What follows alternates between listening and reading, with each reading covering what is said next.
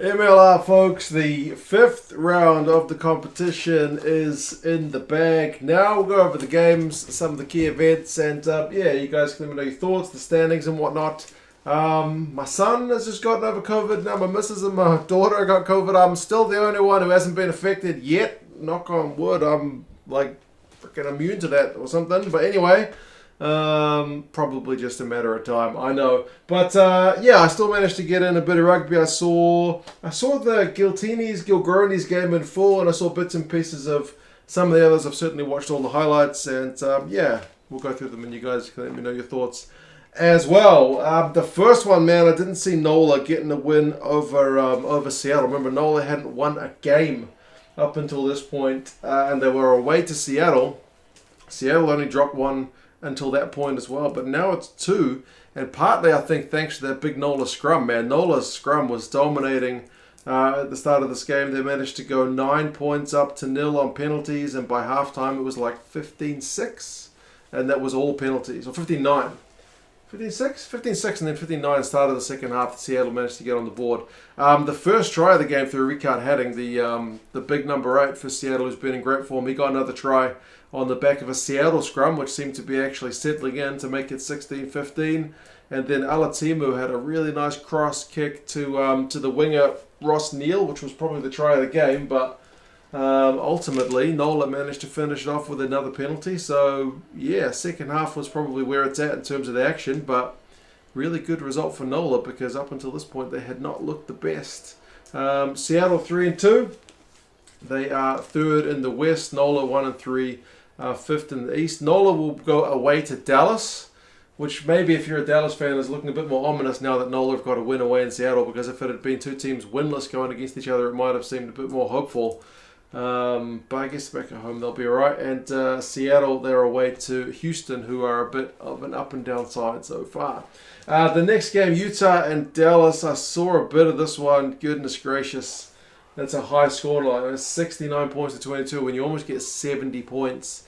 That's some pretty poor defense, and that's unfortunately what happened all too often for Dallas in this one. I mean, it did take like 15 minutes for Utah to get on the board, but then they just kind of opened the floodgates. 7 points to 0. Uhila got a try. Kruse ends up getting a hat-trick. Mikey Teo gets a couple. I mean, Cruse's one to gather the little dink through for his first one was some proper skills, but yeah, too easy out wide for the Utah guys. It was 29-3 at halftime. Kruse had already run in 2 by that point. Dallas falling off too many tackles. Sometimes just biting in too soon, right? You got to trust the man inside you to make the tackle.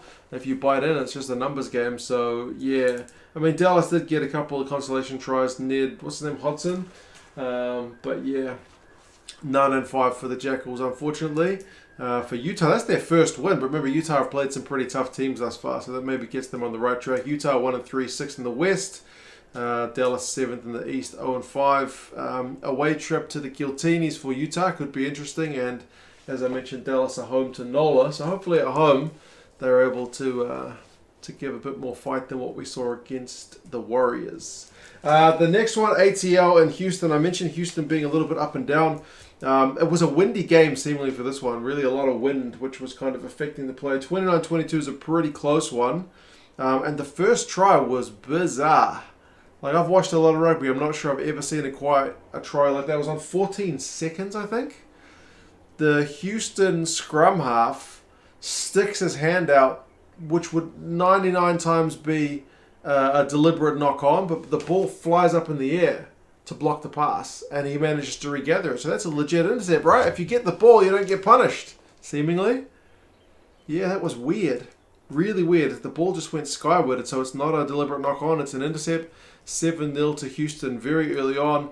Matt Heaton, the Lucy, I think we played at the World Cup, right? Got one for ATL after a bunch of phases to make it 7-10. But the ATL hooker is the star of the show, Van Rensburg. He gets a hat-trick in this one, including showing some real gas for his first one. 14-10 they win in the lead, and by halftime it was 26-17.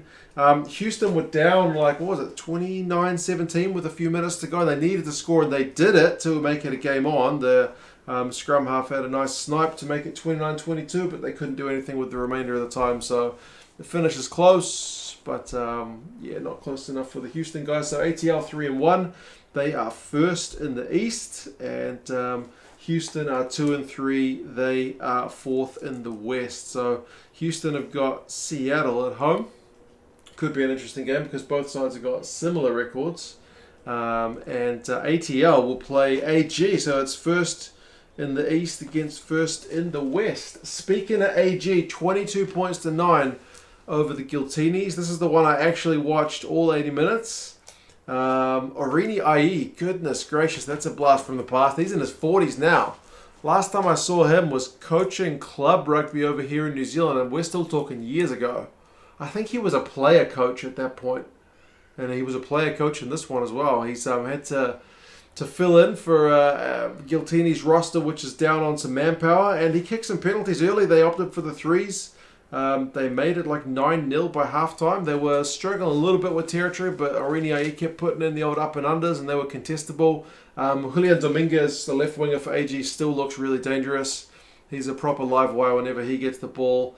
It did take AG a while to warm up into the game, but they still couldn't score by half-time. But second half, they got on the board pretty quick. They kicked the penalty to make it 3-9. And all the second half is AG, you'll notice, because there's no scoring from the Giltinis guys in the second half. Lawrence, the former Super Rugby guy from the Rebels, the scrum half he's built more than most scrum halves are. He managed to snipe after some loose LA ball to put the Gilgronis in the front. And then Mooneyham, he ends up getting a double, one from McCaffrey with a nice pass out wide, some quick ball to make it 15-9. And then another punishing LA mistake from loose LA passes. I think it was Arini actually who chucked it. Nobody grabbed it, and Mooneyham manages to pounce on it and just shows some wheels, so 22-9. That's the final score. The Giltinis did go close to the AG line, but they just knocked it over right over the line. So yeah, AG also had a chance to kind of chase a 4-try bonus point towards the death, but couldn't get that done either. So yeah, good statement win for the Gilgronis, man. They're looking like the team to beat. 5-0 in the West. They are away to ATL, like I mentioned. So first up against first. The Giltinis, they're now 2-2, fifth in the West. They are home to Utah, which, as I mentioned, could be a pretty interesting game because both sides who were in the playoffs last year, one of the champions, who've kind of had less than ideal start to this season. The next one, New York up against New England. Bit weird in the field, it's got all the American football markings. It took me a while to get my head around where the proper lines were for this one. But apparently it was a sold out crowd, even if it's a pretty small stadium. Anytime it's sold out, you just get that little bit of atmosphere, which was pretty good. There was a phenomenal try in this one where New York's 10, Sam Windsor kicks it to Andrew Coe out on the right wing, and it's a phenomenal finish. It's well worth going up to look at the highlights of that one. It's proper cross kick, bit of skill and a great finish. But the Freejacks replied pretty quickly to make that one 7 points apiece. This one was a real ding-dong battle, Coe got one on the right wing from some turnover balls. He had 2. Waka got one from an intercept to make it 21-15 at halftime to the Freejacks. Brendan O'Connor put New York over in front because he just kind of powered over. But Bodine Waka ends up getting a double. Heighton gets a one at the death for a consolation. But mostly that second half, the latter period of the second half just seemed to be all New England. So yeah, home crowd get a nice try at the death, but they don't get the win. New York are 3-1, second in the East. New England also 3-1, third in the East. So pretty similar records for these two. That's a good win for the Freejacks. They are home to Toronto. New York are home to San Diego. Speaking of San Diego, they beat the Cellar Dwellers in their conference. Old Glory 24-12 is not an absolute hiding, but it's comfortable enough. I mean, San Diego started with a maul try. I mean, they had 17 points after 17 minutes, so it was looking like it could be a real lopsided match. But credit to DC because they managed to get it back to 17-12. They scored a couple of tries in a row. One of them was a line-out error from San Diego, so they were able to kind of punish on that error. And one of them was an intercept. Talataina got the intercept. I think he's the midfielder for DC. So yeah, it's kind of a good way to bring it back into check after going down by such a early kind of scoreline. I mean, to be fair though, DC at one point had the man advantage when Rob Shaw got yellow carded, and they didn't score any points from that, so it was a bit of a bizarre one. Tamilau got one, a big San Diego line break and some good hands for that final score to make it 24-12. So, I mean, San Diego will be happy with the win, but they probably would have wanted a bonus point from that one. But, yeah, there you go. San Diego at 4-1. They're second in the West away to New York. DC at 9-5.